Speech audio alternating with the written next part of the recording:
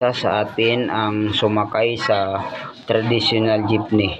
Ito din ang naging pangunahing hanap buhay ng mga Pilipino na nakatulong upang sustintuhan ang kanilang mga pamilya at pag-aaral ng kanilang mga anak.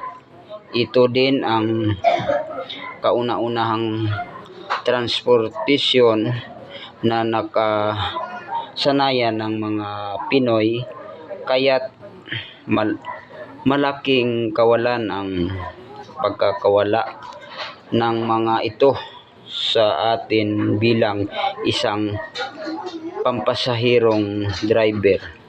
Ay mararamdaman ko ang lungkot at paghihinayang na tuluyang alisin ang mga traditional jeepney sa ating bansa, habang nakikita kong pinaglalaban ng bawat tsuper ang kanilang kagustuhan na hindi alisin ito, ay wala na silang magagawa sapagkat ito ang huli nilang araw ng pagiging hari ng kalsada, nga sana mabigyan na sila ng trabaho ng ating gobyerno.